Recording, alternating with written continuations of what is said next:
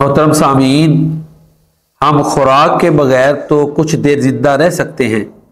لیکن ہوا کے بغیر ہم ایک لمحہ بھی زندہ نہیں رہ سکتے۔ جیسے ہی ہوا میں سے آکسیجن ختم ہو تو انسان سانس نہیں لے سکتا۔ لہذا ہوا جو ہے، یہ ریح جس کو ونڈ یا ایئر کہتے ہیں، اللہ تعالیٰ کی عظیم نعمت ہے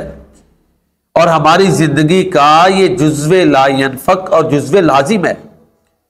ہوا کئی گیسوں کا مجموعہ ہے، اس میں نائٹروجن 78% ہے، 21% جو ہے نا، یعنی 21% اس میں آکسیجن ہے۔ تو آکسیجن کی مقدار اگر ہوا میں زیادہ ہو جائے تب بھی درست نہیں، اگر ہوا میں آکسیجن کی مقدار کم ہو جائے پھر بھی درست نہیں۔ اگر آکسیجن کی مقدار ہوا میں کم ہو جائے تو سانس لینے میں دقت آئے گی، اور اوزون لیئر جو ہماری اس زمین کا دفاع کرتی ہے وہ باریک ہو جائے گی۔ لہذا سورج کی جو شعاعیں ہیں اور نقصان دہ چیزیں وہ زمین تک پہنچ سکتی ہیں، یعنی سورج کی شعاؤں میں جو نقصان دہ چیزیں ہیں وہ بھی جو سکن کے لیے نقصان دہ ہیں، اور اسی طرح دوسرے جانداروں کے لیے، حتیٰ کہ یہ درختوں کے لیے بھی جو شعاؤں میں نقصان دہ چیزیں ہیں، اثرات ہیں، وہ پہنچ سکتے ہیں۔ لہذا اوزون لیئر کو ایک مناسب مقدار میں آکسیجن رکھتی ہے، تو یہ ہوا میں مناسب مقدار میں موجود ہے، اس لیے یہ اللہ کی بہت بڑی نعمت ہے۔ اگر اوزون لیئر کے لیے آکسیجن کی مقدار بڑھ جائے،